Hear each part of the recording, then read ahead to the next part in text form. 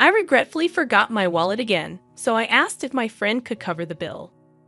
When my niece's school had an extended break, it became a routine for my single mother's sister-in-law and her daughter to stay at our house. Initially, I sympathized with her situation and believed in helping out. But over time, she began taking it for granted. One day, she insisted on going to a new outlet mall nearby, and reluctantly, I agreed. However, she conveniently forgot her wallet and demanded that I pay, frustrating me. Despite this, I didn't want to disappoint my sweet niece, who often went without due to their circumstances. Reluctantly, I covered the cost, insisting my sister-in-law repay me. Unfortunately, it didn't end there. On another occasion, my sister-in-law demanded another trip to the outlet mall. And this time, I was determined not to give in. My husband and I, in our 30s and married for 5 years without children, had discussed the possibility of infertility and decided to let things happen naturally. Our parents were supportive, understanding that not every couple follows the same path. Though still hopeful for children, we were planning our future without excluding the possibility of living without them. My younger brother, still single, once joked about having lots of kids for my share, seemingly unaware of our fertility discussions. Meanwhile, my husband's older sister, the sister-in-law in this story, was a single mother who regularly visited us during her daughter's school vacations. While I suggested alternatives, she insisted on staying, citing financial hardship. My niece, adorable and well-behaved, quickly became close to us, creating cherished summer memories at our house. As she entered middle school, the expenses began to mount with stationery, magazines, and fashion.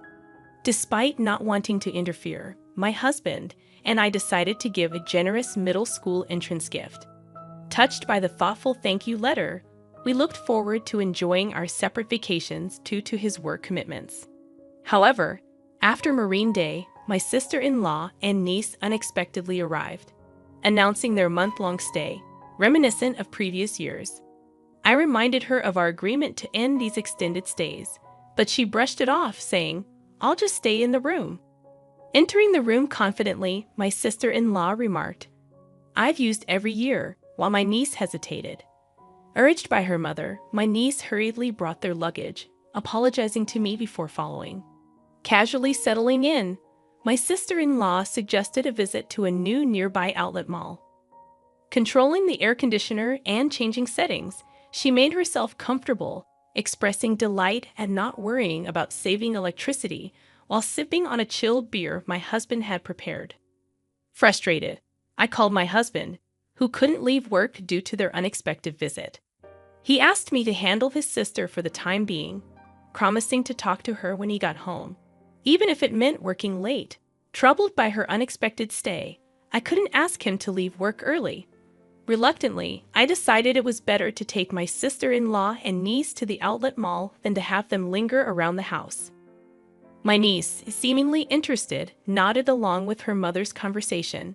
Despite my reservations, I couldn't bring myself to ask her to endure it, especially considering she's my husband's relative. Unprepared for lunch and with unexpected guests, I reluctantly agreed to take them to the outlet mall, opting for a bus due to the heat. Complaining about the walk and the absence of the car, my sister-in-law begrudgingly understood the situation. As we arrived at the outlet mall, she started fussing about forgetting her wallet. Her explanation about mistakenly putting her credit card back in her wallet didn't make sense. While I pondered her story, my niece looked momentarily disappointed but soon smiled, saying she's happy just looking around. Feeling sorry for my niece, I suggested covering today's shopping, estimating it wouldn't exceed $400 for 3 people. However, my sister-in-law seemed most delighted, eyeing expensive items from famous brands. I ended up playing the role of her wallet, using my credit card since I didn't have enough cash. Demanding repayment as soon as we got home, my sister-in-law claimed she couldn't do it right away, citing a lack of cash and a forgotten bank card. When I suggested using her credit card's cash advance, she claimed her credit cards had expired, blaming a mix-up with a new one. I pressed her for proof, incredulous that she had allowed her cards to expire 3 months ago. She explained that she had panicked and switched wallets when her old one broke, making an honest mistake. She didn't want her in-laws to know about her financial struggles.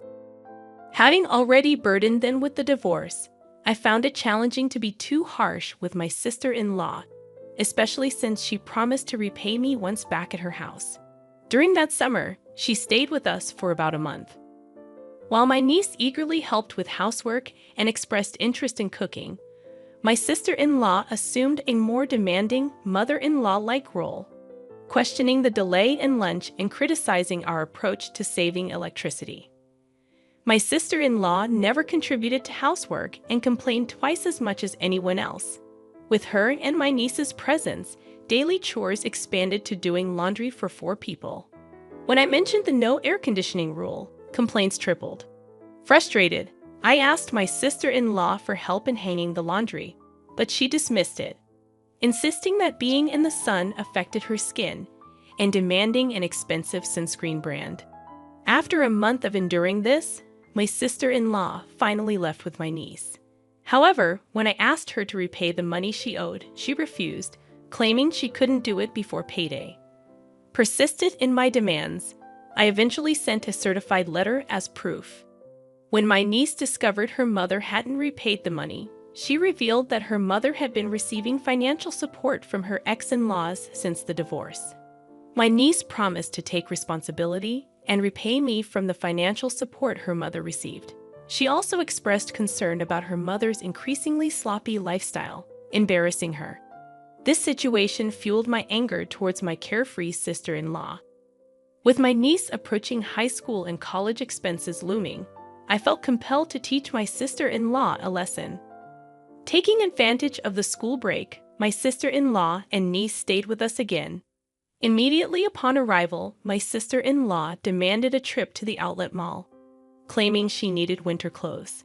Sensing a potential repeat of her carelessness, I had already contacted some allies. After about 2 hours of shopping, my sister-in-law called, admitting she forgot her wallet and requested I cover the cost. Half of me thought it was typical, while the other half was exasperated. Claiming that my niece wasn't feeling well and we had already gone home, I declined to cover her expenses. Infuriated by her carelessness regarding her daughter, I emphasized that all she had to do was admit she didn't have enough money and return the items. Why did I have to cover the expenses for her shopping? Regardless, I needed to proceed with my plan. I informed her that I would be back soon after dropping my niece off at home. She questioned the time frame, and I mentioned I had just reached a nearby bus stop, indicating it would take another hour using public transportation. Surprisingly, she accepted this without demanding a taxi, making me suspicious that she might be up to something. She likely didn't want to risk me not coming back if she complained too much. An hour later, I arrived at the designated store with my collaborators. My sister-in-law was there, arms full of clothes and bags, instructing the staff to add more items.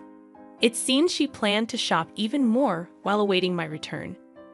When I greeted her with an apology for the delay, she was surprised to see familiar faces beside me. Alongside me stood my husband, who was supposed to be at work, and then my father-in-law appeared, changing my sister-in-law's expression from surprise to confusion. She stammered, questioning why my husband was there. In truth, I had informed him about her failure to repay the money, and he was aware of everything that had transpired.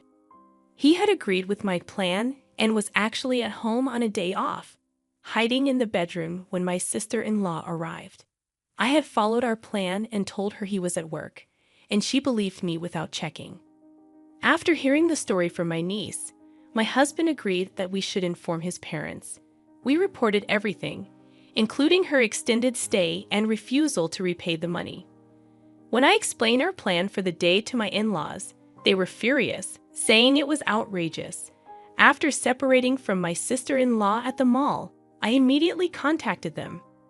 My husband had driven ahead and waited for us. My niece and I left my sister-in-law and went to the parking lot, where my husband was waiting to drive us to a hotel to meet my in-laws. They had planned to go on a short trip to a rural area.